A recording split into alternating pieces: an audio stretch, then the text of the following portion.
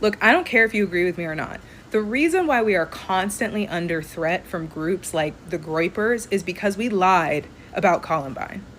We were not honest about the motivations behind that shooting. We created a mythology that that shooting was about anti-Christian sentiment and bullying, when in fact, it was because the shooters were radicalized into far-right extremists and loved the Nazis, loved the ideology behind the Nazis, and wrote about that.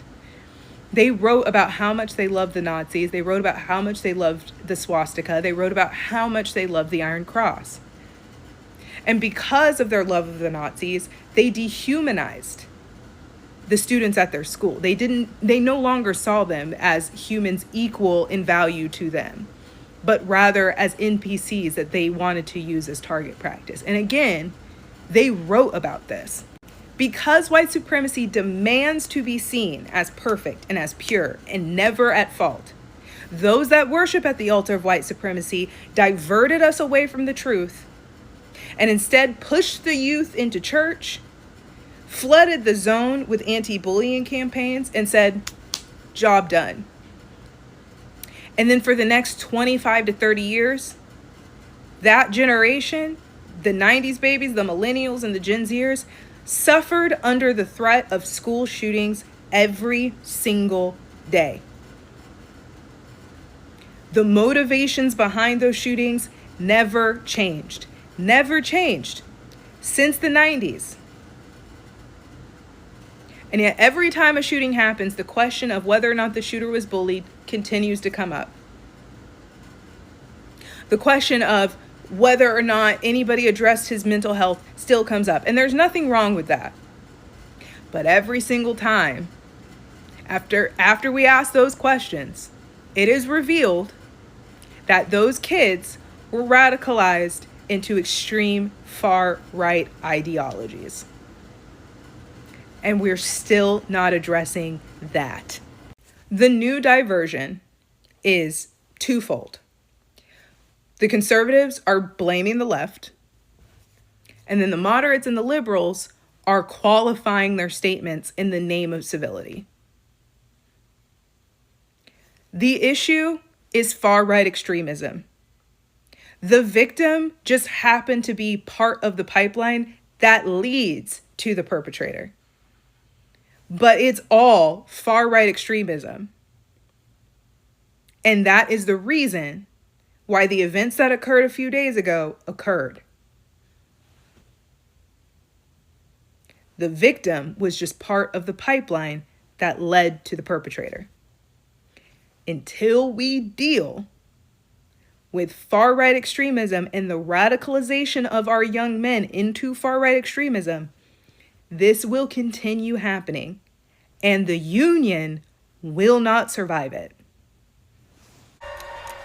Around 11:19 a.m., Columbine School, West Entrance. Sean Graves and his friend's world was about to change forever. For lunch, there was 3 of us that day that chose not to eat. Dan Robaugh, Lance Kirkland, and myself. We stepped out the side door like we typically would. We'd usually grab a soda at the vending machines right there, and we'd just jet up and take the path off. Only that morning, things were a little different. We were looking up at the top of the dirt hill, and we saw two guys that were wearing all black, their black trench coats, and with them they were carrying a couple of black duffel bags. We witnessed them loading weapons that we just assumed were toys, and that's when it started. They showered us with rounds, and Dan and Lance both went down. One floor above, in the library, Craig and his friend Matt were sitting revising. You know, we thought that we were hearing fireworks. We saw students running away from the school. They were trekking through the soccer field. You know, we thought that, you know, it was a senior prank. It's about that time for the end of the year for some silly prank to happen. It was a tradition. But this was no prank. a nightmare that would shock the world, had just begun.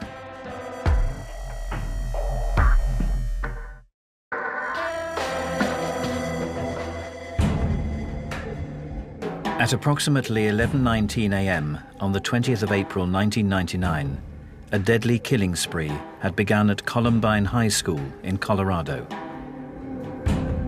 Outside the school cafeteria, 15-year-old student Sean Graves and his friends Dan and Lance were being fired on by two teenagers dressed in black trench coats.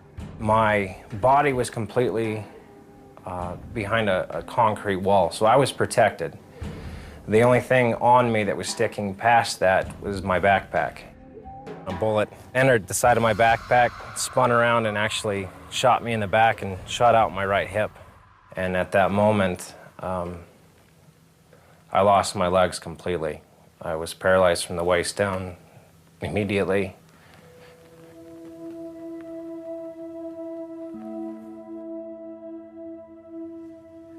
What Sean had originally thought was a prank was far from it.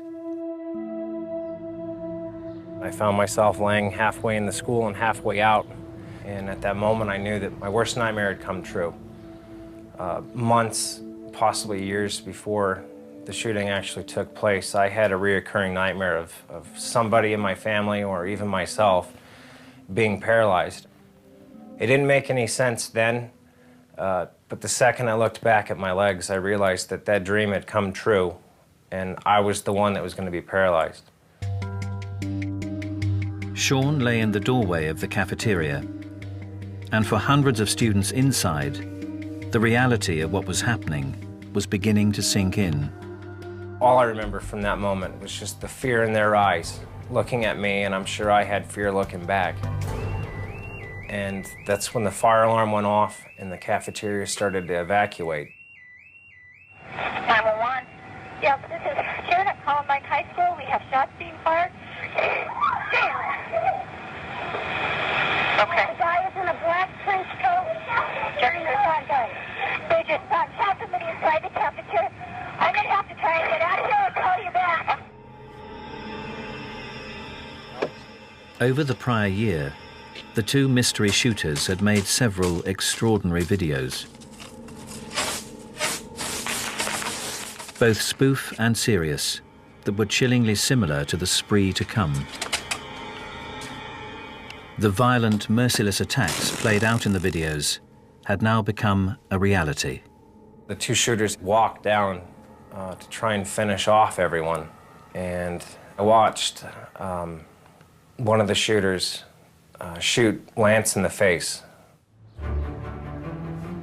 At Jefferson County Sheriff's Department, Detective Kate Batten was just returning from an early lunch. I asked what was going on. They said that there was a shooting at Columbine High School. So at that point, I started driving towards Columbine. And that's when it became surreal, because the dispatcher was talking about snipers on the roof. They were talking about bombs exploding.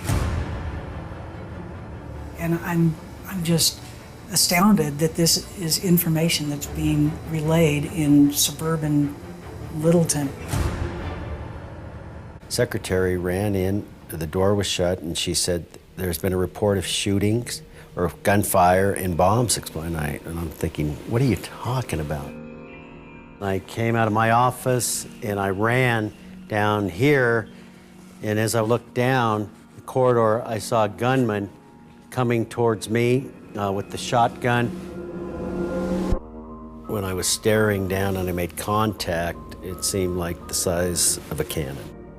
All I kept thinking is what it was going to feel like to be shot. You know, I thought of my family. Was I going to die quickly? Each time a bullet was fired from the gun, then glass would shatter behind me. I hear bullets exploding in that area. And what really probably saved my life is girls coming out of the gymnasium in this crossing hall. They were coming into the crossfire, and I wanted to make sure that they were not hit by the gunman's gunfire. I ran down to this hallway, and I was able to get the girls into the gymnasium area. Emergency. Well, we just got a frantic call from my daughter saying he's chasing us with a gun, and then she hung up the phone, and you could hear the screaming in the hallways. Yeah. 6 weeks earlier, March the 16th, 1999, in the mountains south of Columbine. The two shooters recorded another video. This time, the weapons were real. That's a slug. Imagine that in someone's brain. Both were students at Columbine High School, just weeks away from graduating. Oh. Entry exit. 17-year-old Dylan Klebold and 18-year-old Eric Harris. No. Harris was a young man that was in advanced classes. You know, he had dreams of going to the military. He applied to enlist in the Marines. Klebold was a kid who a few weeks prior had visited one of the state universities in Arizona, so his plan was to go to college. Klebold was at prom 3 nights prior. Now both Harris and Klebold seemed intent on the destruction of the school and everyone in it. By 11:27 a.m., the two shooters were in an area near the library where Craig Scott and numerous fellow students were working. We're hearing the firecrackers. We're thinking that it's a prank. We're laughing, we're joking about it. And then that's when a teacher ran into the room. She ran over to the phone. She got on the phone to call the police. Jefferson County 911. The phone rings, and I had a caller on the other end of the line who stated that something was happening at Columbine High School. There is a student here with a gun. He has shot out a window. There was children in the library, and she wanted to obviously, protect them and take care of them. Under the table, kids! Heads under the table! She saw the shots happen. She knew this was serious. She knew this was real. Okay, we've got help on the way, ma'am. Okay. Oh, God! Stay in line with me. Oh, God! Hey, kids, just stay down. I got underneath the table with my buddy Matt, and then my friend Isaiah. He came and he sat next to me. Still lying paralyzed in the cafeteria doorway, 15-year-old Sean could do nothing but listen.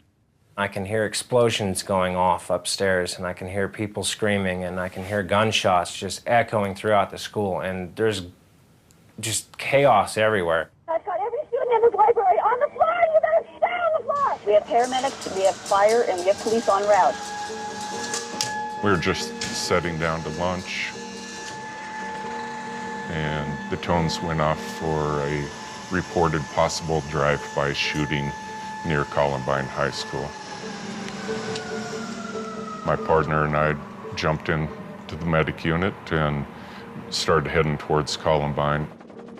As we pulled up, several students running by, and one young gal had a bullet hole in her, I believe, right calf.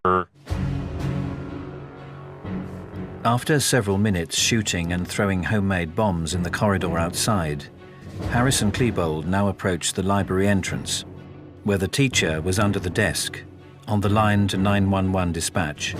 I remember trying to get her to close the doors and lock them to keep everyone in. Is there any way you can block the door so no one can get in? I do not. She's right outside that door. I'm afraid to go to the door. It's okay. It was trying to keep her calm so that I could, figure out what was going on. Oh, God. I'm really, oh, God, he's right here. I think he's yelling at everybody to get up right now. He's in the library. I'm really, oh, God, he's right here. I think he's yelling at everybody to get up right now. He's in the library. I'll rip off your goddamn head! Dylan was a family friend of our kids for a long time. He grew up here, sort of. Dylan was here a lot. The kids met each other in the first grade and became best friends. Hey, what's going on, dude? This is Dylan. There were never fights. A lot of kids you have to send home after a while because, you know, it gets with boys. It was great. The three of them got along great. He was a nice, gentle young man. Dylan Klebold was born in Colorado, and at the time of the shooting was living in his parents' designer home in a desirable natural area just outside the town. Dylan's parents, they were intellectuals and artists at heart. They had met at Ohio State University in the art program. They didn't believe in spanking. They didn't believe in guns. They didn't believe in war. They were pacifists. Eric Harris's background was also far from underprivileged. Eric's father was ex-military. He was a decorated Air Force test pilot.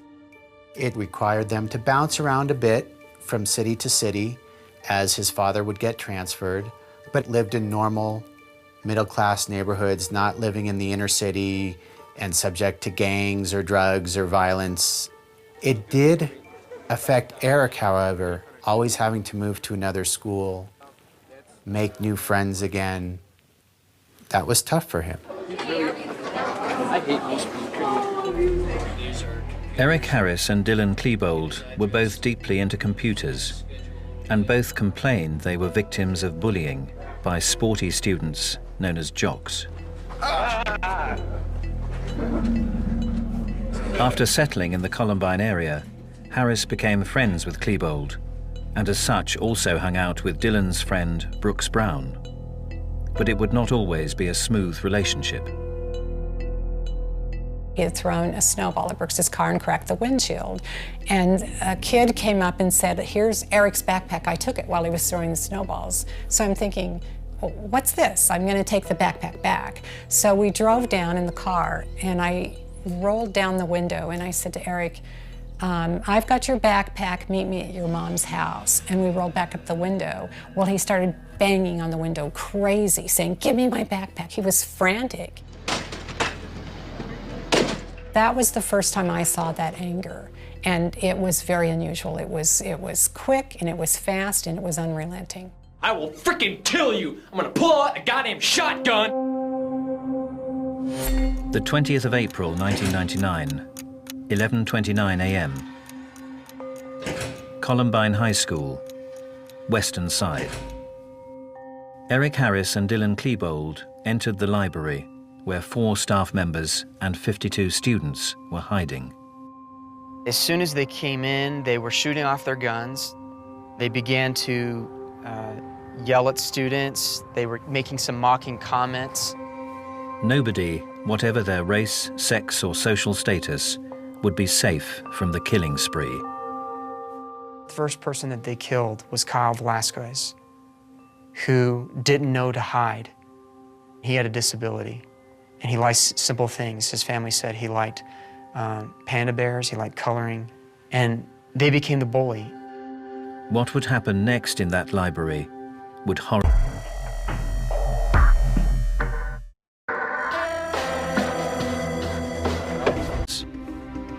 On April the 20th, just weeks before they were both due to graduate, fantasy became reality. At 11:29 a.m., they entered the library.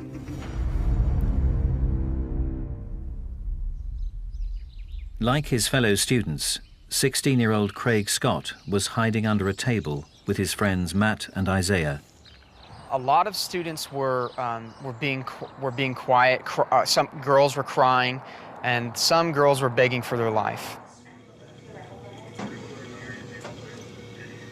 911 dispatcher Renee Napoli was listening in to a phone line left open at the library desk. I could hear them speaking, as well as the children in the library. And there was the definite sound of gunshots. They actually fired out the windows at the police officers, and 2 of those police officers, or deputy sheriffs, fired back. They then walked over and they started systematically shooting the kids. They treated it like it was a game, like they were having fun. At one point, they would pop underneath a table, they would say something like peekaboo, and they would shoot someone. I think that they were enjoying themselves through a good portion of the shooting. There was a lot of hooting and hollering and false bravado between the two of them. 3 would be shot dead and 4 injured before Harris and Klebold worked their way towards Craig Scott. They came over to where I was, and they saw Isaiah. And Isaiah was one of the very few African-American students in our school. And I believe Dylan called Eric over and using a racial slur. We have an N-word over here. At one point, he was kind of backing up underneath the table, and then at one point, he was being pulled out. And this is something that came up in my memory later. I remember Isaiah said, "I want to see my mom." They shot Isaiah, and then they turned their gun towards Matt, and they shot Matt. I had decided to pretend to be dead and not draw any attention to myself. And so I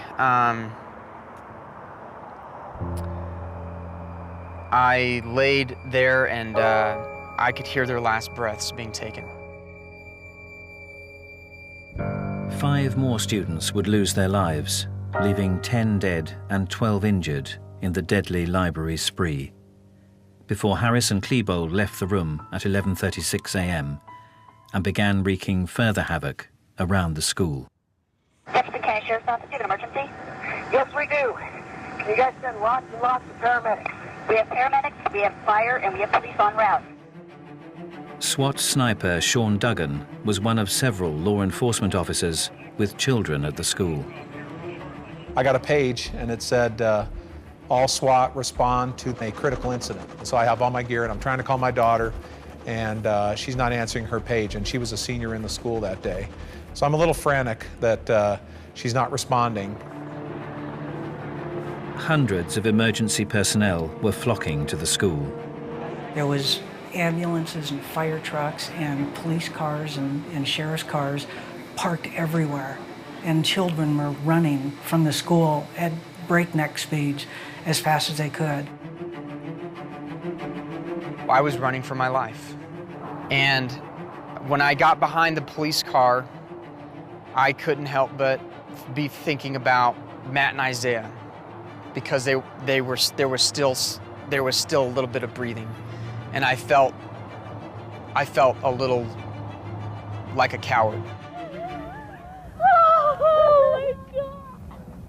I was under a table and people were getting shot all around me. It was overwhelming to see the emotion on these kids' faces, and I knew that the world had changed. And there's so many people. Oh my God. Everybody was calling 911 from inside the school, from outside the school. So the information that we were getting was conflicting. As a sniper, you ask what your rules of engagement are. Is this a deadly force situation? And I was told if any high school age kids come out in black trench coats with weapons, they were to be shot. Amongst the confusion, the name of one suspect began to trickle out. I spoke to Brooke Brown, who's a student. Okay. He's given me good suspect information. I think this is the guy. Okay, what do you got for a name? Okay, last name is Harris. He was friends with him approximately 2 years ago, but then he started acting really strange. Okay. It would be revealed that Eric Harris's behavior had already been seriously worrying some people. Along the way, Eric did let out a lot of signs. He had on his website talking about how he wanted to kill all sorts of people, hundreds of people, wanted to kill everybody in Denver, and in particular Brooks Brown, his former friend. Disputes like the incident with the broken windshield had put Brown on Harris's hit list.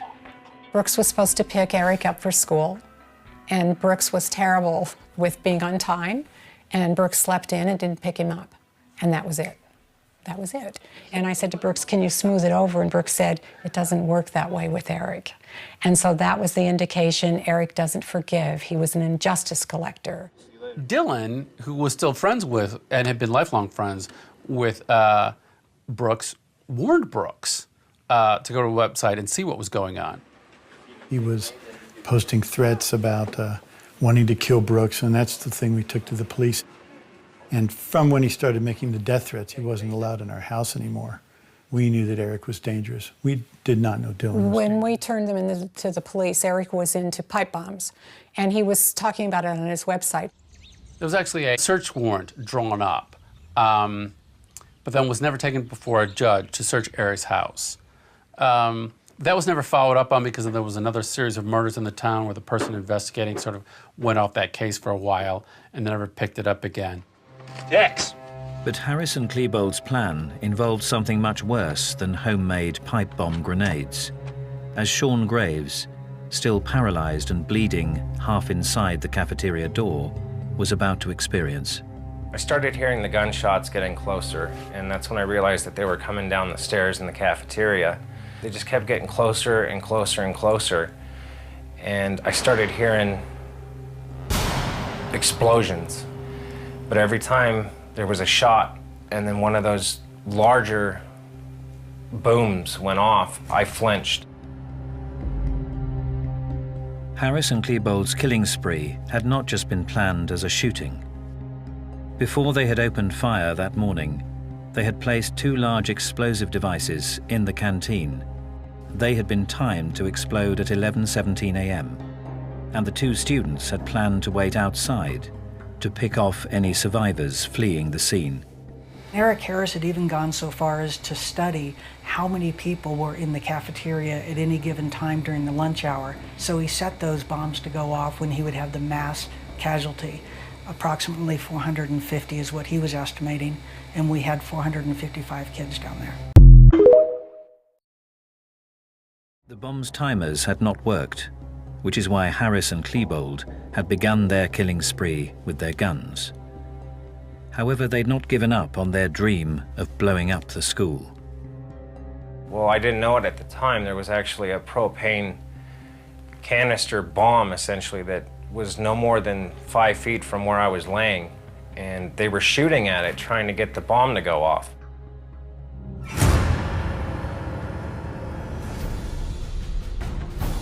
Their new attempts to detonate the bombs only succeeded in a relatively small partial explosion and fire.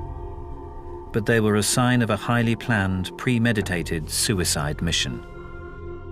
These 2 students did not just snap. In this case, it was clear they began talking about doing something like this just about a little over a year before. Eric Harris's first entry in his journal, in his notebook, is April 10th, 1998. The first words I read, I think, kind of set the tone, and it was, I hate the effing world.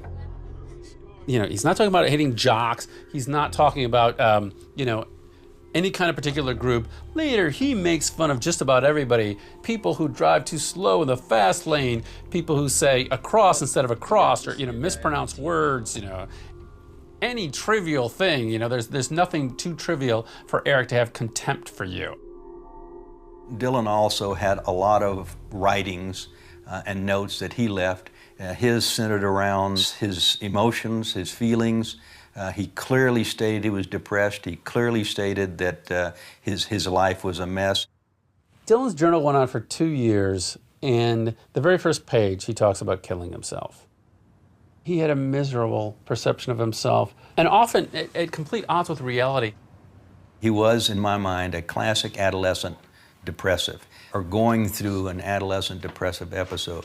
When confronted with some of his inappropriate behavior, he would get extremely angry, whereas when people confronted Eric with some of his earlier misbehaviors, he would respond in a classic psychopathic way. He would tell you what you wanted to hear, promise never to do it again, and would be looking you in the eyes and deliberately telling you what he thought you wanted to hear. Harris had a personality disorder that made him lacking in empathy for the suffering of victims, made him very manipulative and crafty. You know, he had an uncanny ability to present himself any way he wanted, so he looked like a good guy to many people, but actually he didn't have a conscience, or what Sigmund Freud called a superego. Brooks Brown's mother experienced Eric's excuses when his father sent him around to apologize for damaging her son's windscreen. He looked at me and he said, "Mrs. Brown, I'm sorry, I didn't mean any harm." And I said, "Look, Eric, you can pull the wool over everyone's eyes, but you're not going to do it over mine. You come by this house, you threaten my kid, you do damage, I'm going to call the police. So you stay away from our house and stay away from me." And he said, "Are you calling me a liar?" And I said, "Yes, I am. And don't come around the house again." And he got bright red. I mean, he was so angry at me, and he left the house. Together, Eric Harris and Dylan Klebold had become a deadly partnership. And the two killers were now wreaking havoc not only inside the school, but outside too, as parents feared for the fate of their children. About the time I got to my sniper position, my phone rang and it was my daughter. And I said, "Are you okay?" She says, "Yeah, I'm home." And I said, "Okay, I have to go. I love you." And we hung up. Many parents, including Daniel Mauser's father, learned of the unfolding events through the media. There on the television was news coverage. It looked terrible. But I said to myself, well, if there's something going wrong at the school, certainly my son wouldn't be involved. He was not somebody who'd be in trouble or being targeted by somebody. When I got home, my wife had a very concerned look on her face. Why wasn't he calling us? So I agreed to go to another school where a number of the students were being taken in school buses after they escaped. And as I was driving, I was listening to the news coverage. And at one point, I heard them mention that they were taking some students to the hospital. And one of the ones they mentioned was a 15-year-old boy who was shot. So of course, the first thing I thought was, 15 years old, that's how old Daniel is. What if that's Daniel? Could that be my son? At the nearby elementary school, many parents would be reunited with their traumatized kids. I saw parents walking out with children. And I just said to myself, I want to be one of them. I want to get this over with. I want to be one of those people. By 12:02 p.m., Columbine High School, cafeteria exit, student Sean Graves, bleeding profusely, had passed out. Meanwhile, 2 medic units approached his location. I drove around the south side as we're pulling into the parking lot through all the cars, see several students hiding behind cars, several deputies with their weapons trained on the building. I couldn't figure out what woke me up, but when I did snap back to it, there was some commotion behind me, and as I overlooked my shoulder, there was an ambulance sitting right behind me. I saw 2 paramedics.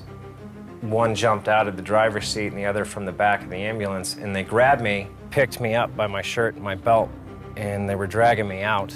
And I remember just looking down to see my arms and my legs dangling. And that's when the shooters realized that somebody was down there helping us, and I could see the concrete, just poofs of white dust. They were opening fire on us. They were trying to kill us again. Holed up amongst the dead and injured in the library, Eric Harris and Dylan Klebold now had their weapons trained on the paramedics and casualties below. By 12:02 p.m. on the 20th of April 1999, Eric Harris and Dylan Klebold had been running amok in Columbine High School for more than 40 minutes, leaving a trail of dead and injured in their wake. Then, as fire department paramedics moved in to assist casualties, like Sean Graves and his friends, Harris and Klebold began firing on the kids and rescuers. I found Medic 13's crew were struggling to get Sean Graves loaded up into the medic unit. So I came up in the middle of him, and one had the head, the other had the feet, and we stepped into the ambulance. They threw me in first. Saw another young man laying by the fence, and then he turned his head and made eye contact with me and said, "Help me." I scooped up and dumped the young man literally into the back of the ambulance so that they could get out of the gunfire. I just remember hearing the sounds of bullets hitting the top of the ambulance, just the metal tinging. And that's, I'll take that away from all of that as being a sound that I'll never forget. It would be among the last acts of Harris and Klebold's killing spree. They were shooting at the cops, they were taking pot shots, and police were firing back. I think they realized the only escape was going to be into the long arm of the law and a prosecution and jail and prison. And I think there was a thought of, let's end this the way we want it to end. Let's control our own destiny. At around 12:08 p.m., Eric Harris and Dylan Klebold took their own lives. But for the children of Columbine High School and their parents, the nightmare was far from over. Kids would leave Columbine and they would be placed on a bus and reunified with their parents. And as the night went on, buses were not arriving and there were still parents left. After nothing happening for a while, they informed us that there was one last school bus that was coming. One last school bus with students. But for some desperate parents, clinging on to the hope that their children would return, there was to be no happy ending. Later on, the authorities confirmed to us that they made a terrible mistake. There was no last school bus. At the end of the day, we had 13 innocent people killed, which were 12 students and one teacher. In addition, Harris and Klebold also dead by apparent suicide in the library. So we knew we had 15 fatalities, most of the fatalities in the library. For Craig Scott, who had suffered the trauma of having his friends murdered beside him in the library, there was worse to come when he learned of the fate of his sister. Rachel was the first one that was killed, and she had been killed right outside the school library. And I realized that when I ran out of the school, I had ran right by Rachel. And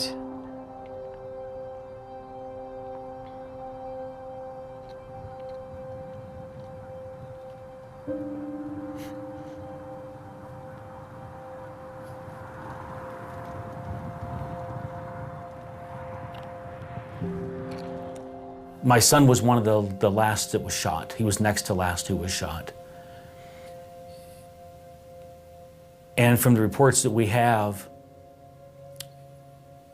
Eric Harris looked at Daniel and insulted him. I believe it was he called him Four Eyes because he wore glasses. And he fired a shot that went into Daniel's hand. Daniel fought back.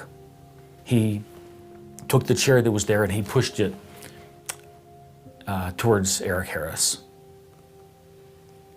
And for that, he paid with his life. Eric Harris fired one more time and shot him in the face. Killed him. So what caused these two students, both just weeks away from graduating, to have such disdain for human life? These two kids did not come out of their mother's womb hating. What happened from the time they were born to the time that they carried out this horrific act?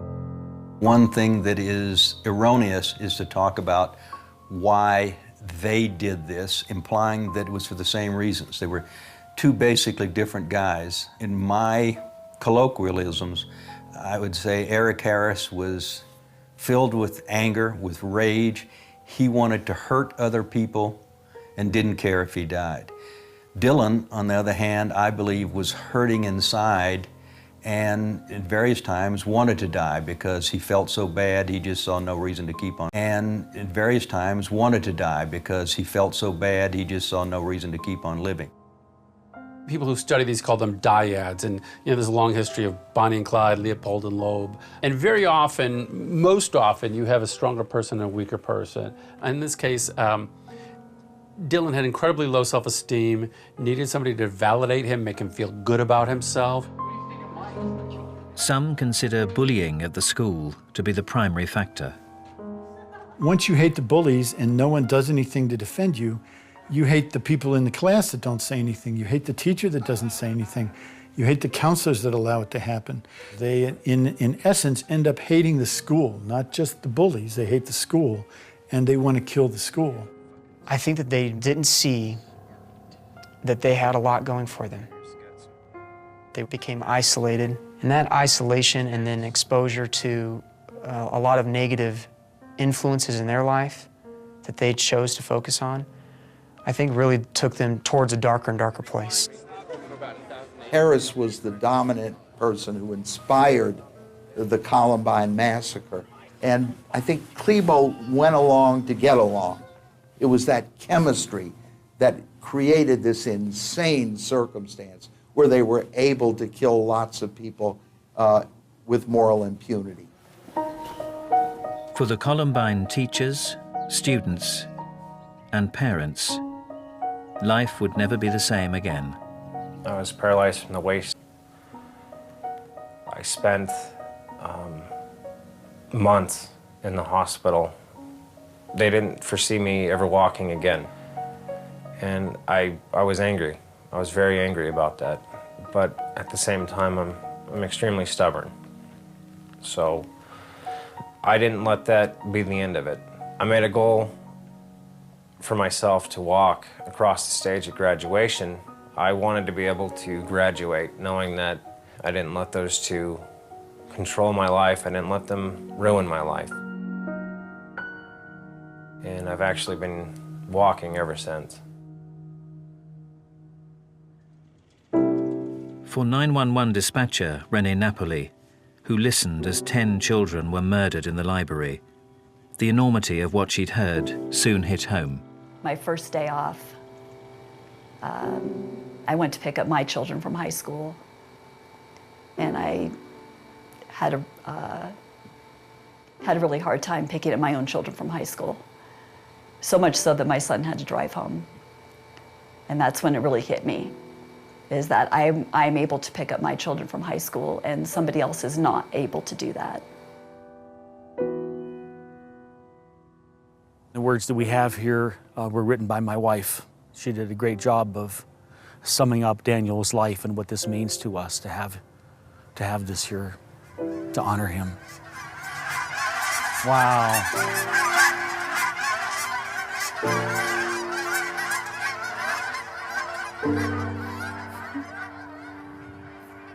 It's like they did it for Daniel.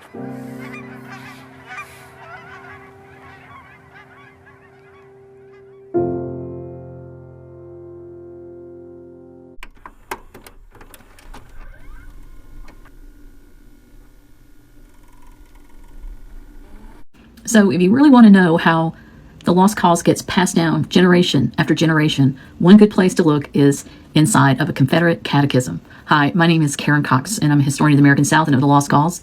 And I've written a book about the United Daughters of the Confederacy. And they had children's chapters, and one of the ways in which they helped to teach the lost cause to children was through something called a Confederate catechism.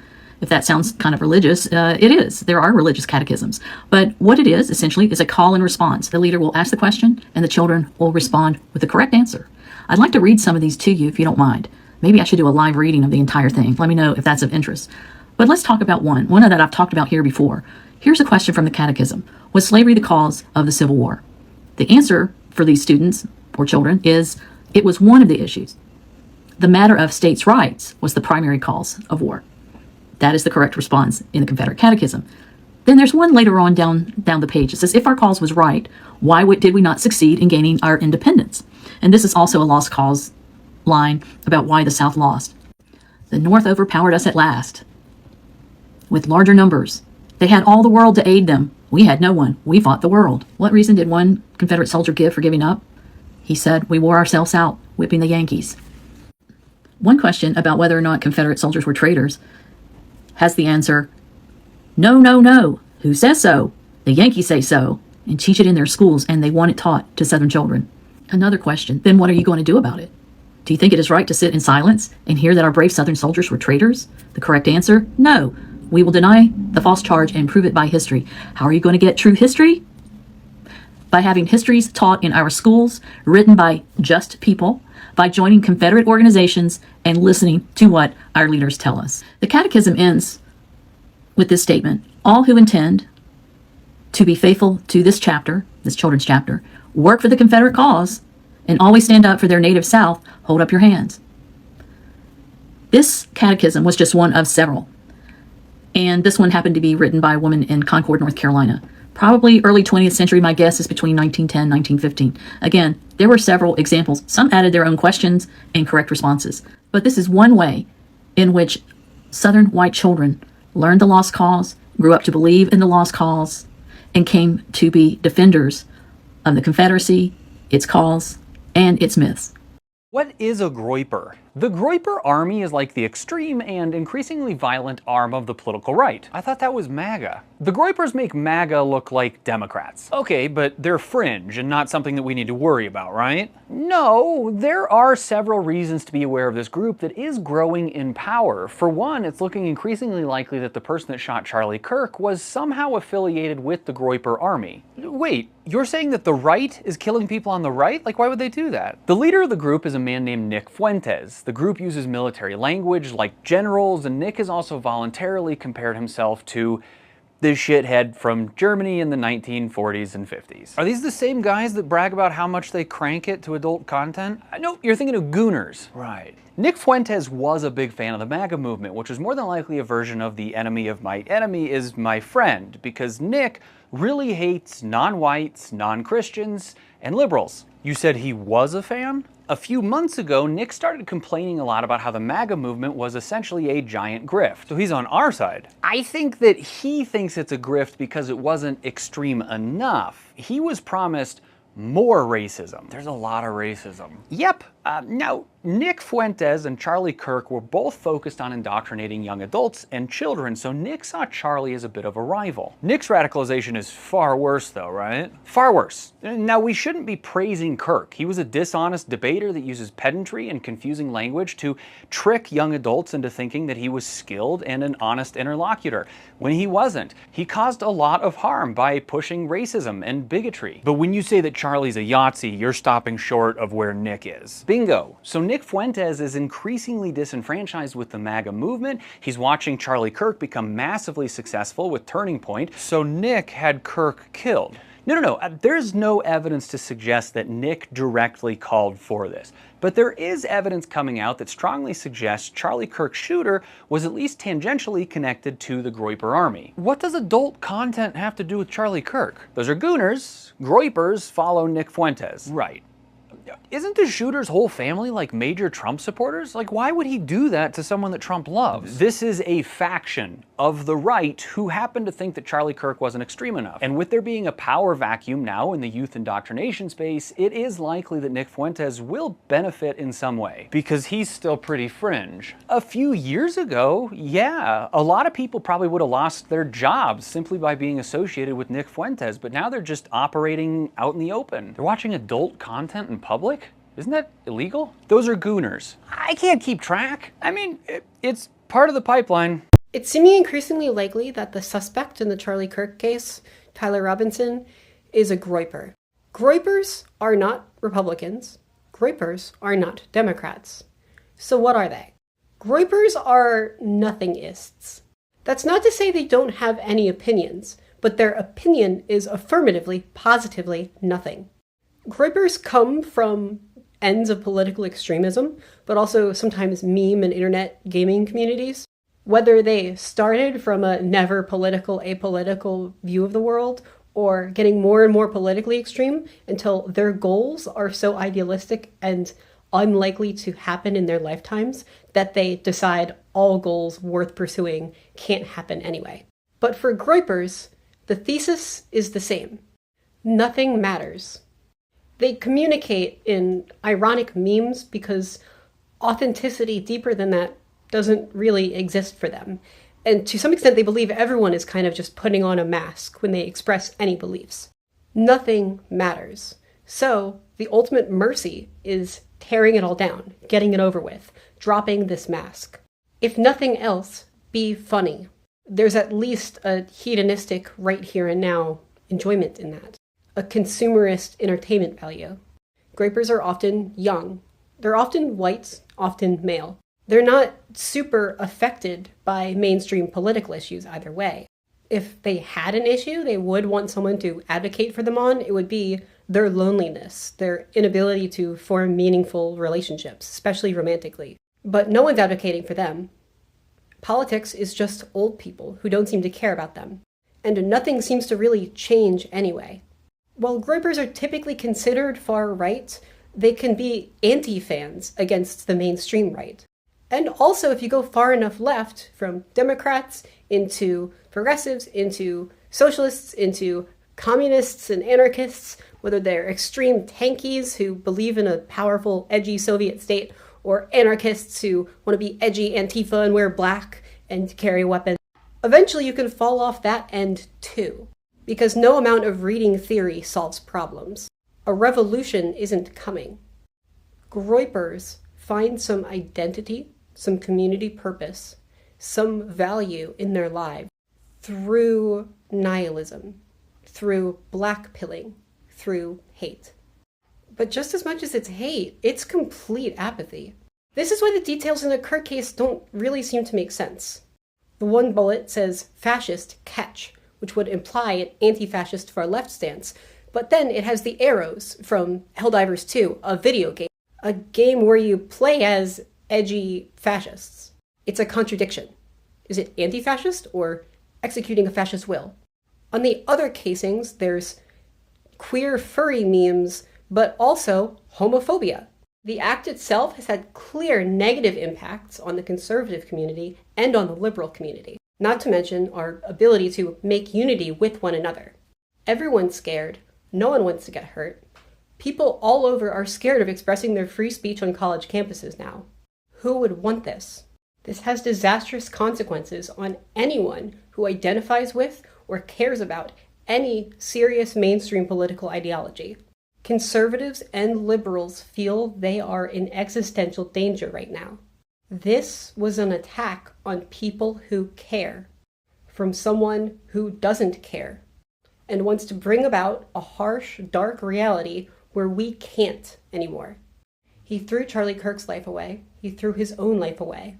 I don't know how many more people on both sides of the political aisle will be hurt by this and its ramifications in the days, weeks, and months to come. The only narrative that fits all of the puzzle pieces is a groyper attack on America by some loser who treated it like a joke. But I'm sure this will be wrongfully blamed on political parties, on maybe video games in the future. But the bigger question we need to be asking to stop the black pill pipeline is, why do young people, especially young white men today, feel like politics is pointless and human lives are just a joke? Because every black pillar starts as someone lonely and sympathetic and ends as another lone wolf. If you actually want to understand the groypers and the Charlie Kirk situation, go watch this video. It's from 5 years ago, and it literally predicts and tells everything that happened to a T. Not only does it give a great breakdown of who these individuals are, but it shows you why they disliked Charlie Kirk and why they would do something like this to Charlie Kirk, and it makes perfect sense, like perfect sense. Now, this creator, I'm pretty sure they're a far-right person, like they're far on the right. In this video, he kind of props these ideas up like they're the right ideas. He never directly says they're the right ideas, but he never directly shoots them down, and he kind of speaks highly of them. But if you actually want more information on this situation and not just theories or speculation like most of the stuff I've seen, go watch this video and it will educate you perfectly. I only watched half of it because the language he uses is super weird, but great video.